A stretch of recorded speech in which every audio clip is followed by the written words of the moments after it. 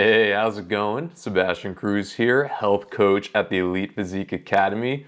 Welcome to another video.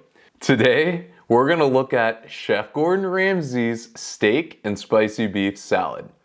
Now, if you didn't see the last video, which you definitely should, and I'll link it up here, we kind of gave Gordon Ramsay a hard time. And to his credit though, he deserved it. So this time I wanted to give him the upper hand. A steak and spicy beef salad has the potential to be healthy, nutritious, and delicious. This could really be an incredible experience for both your taste buds and your waistline. So let's get straight into the vid. Let's see what Ramsay has cooking it up for us. This is the most amazing sirloin. You can see it's got that wonderful marble. For me, the secret behind this is cooking it quickly. Season the steaks generously. Salt and pepper. Push that seasoning into the sirloin. Take the sirloin out of the fridge literally 20 minutes before you want to cook them so it gets up to room temperature. They cook more evenly, but more importantly, you can actually season right inside the steak. This little bit of fat down here, season that as well because that is what we want to roast and get that. All right, so right away, quite a nice bit of fat that's being left on that sirloin, which makes sense for taste purposes. I mean, the goal is not to just eat everything calorie-free. I would just be worried at this point if any more significant fats get added on here, because as you can see right there, there is a ton of fat. You don't need much, you don't need more than that. There's plenty there for both flavor and for both getting calories from fat. So let's hope that's the end of that. Really nice and rendered. Olive oil in, a tablespoon. All right, that's fine. Roll that round. As it starts to smoke, in with the steaks. Into the pan and lay away. Again, into the pan and lay away. If you don't hear that noise, the minute those steaks hit the pan, don't put them in. So the secret now is getting that colour on the steak, turning it once and once only, and cooking it for 2.5 minutes each side. What I want to do is to get that bit of fat rendered so it adds a lot more flavour. Just hold the steak down like that, and that starts to melt the fat, which makes it so much more tender. There should be no white fat left anywhere. Turn them over. Really important to have that steak up to room temperature before you start cooking it. So the inside is nice and warm, so it spends less time in the pan and more time cooling down. Really important. Now, 2 fingers, touch, it goes in, so it's rare. I'm happy for them to be rare because by the time I let them rest, they're going to go back to medium rare. It'll continue cooking. Out, onto a plate and let them rest. He really did it there. I mean, he put the oil on the pan, which totally fine. It wasn't a whole ton, though definitely some calories, but he crushed that. He acknowledged the fat on the sirloin. He only hit it with salt. If there's any calories, it's like 1 or 2 in salt. And then he just let it be. He leveraged the fat that was already on the sirloin, which is awesome. And the good thing about this cut of meat is if you don't want fat on, when you eat it, you can just cut it off. So, well done, Gordon Ramsay. I'm not just a hater here. You handled that pretty well, and I'll give you your props. All day, any day. All right. 1, 2. Let's get my juices over.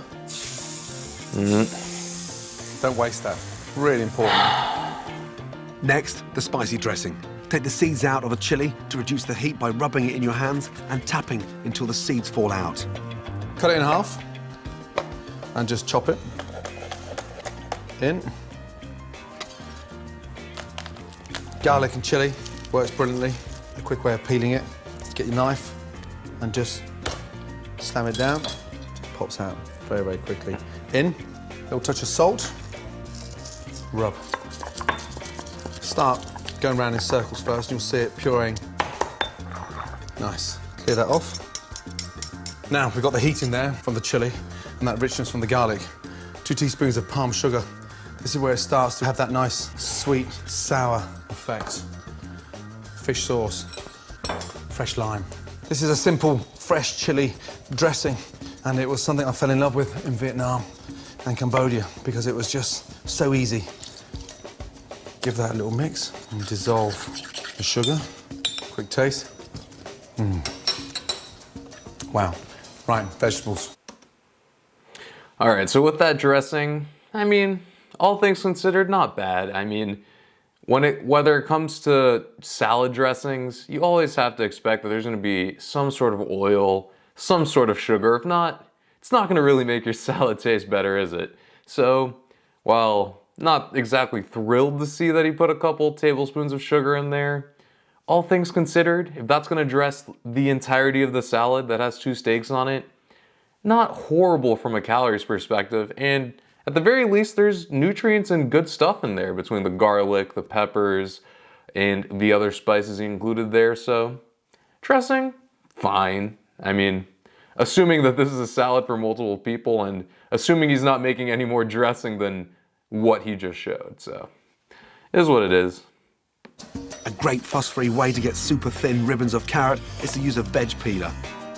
When they're that thin, they take the vinaigrette so much better. And radishes? Just slice them down at an angle.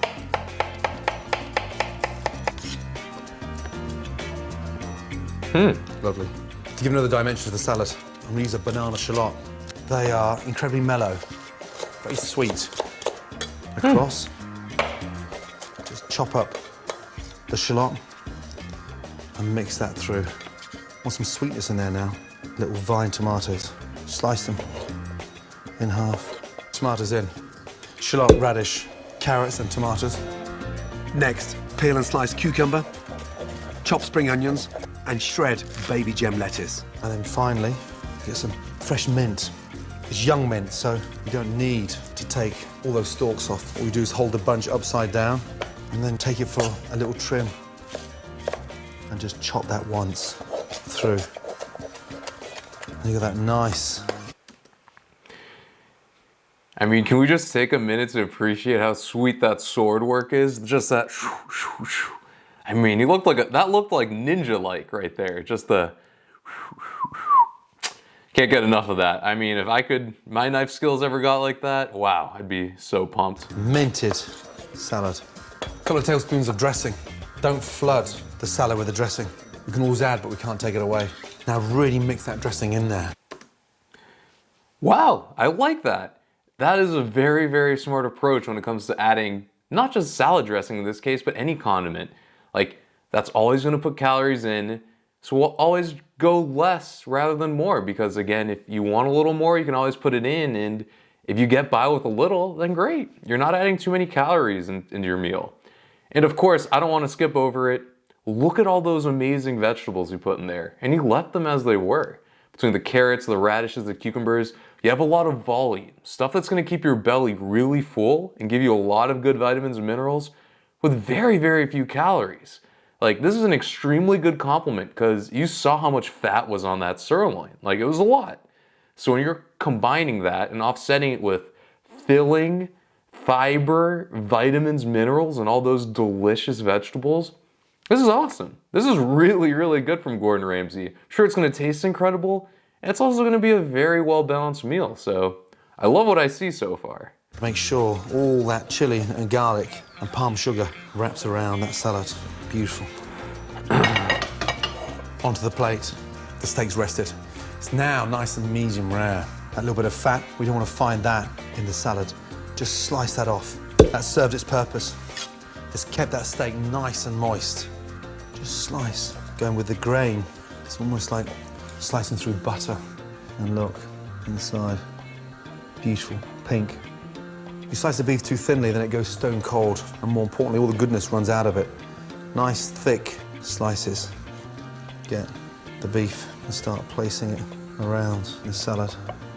Take a little teaspoon of your dressing. The rest of your salad, sit that on top. We'll finish it off with some toasted peanuts. Peanuts in. Now those nuts are really toasted. Nuts on. Get out of the pan and just crush. Once they've cooled down, just run them through with a knife. You can hear how crunchy they are. Another texture, another taste of the salad. And then from there, sprinkle. And then finally, take that. Just finish it with a little tablespoon of that sauce, and there is one tasty, very well textured, spicy beef salad.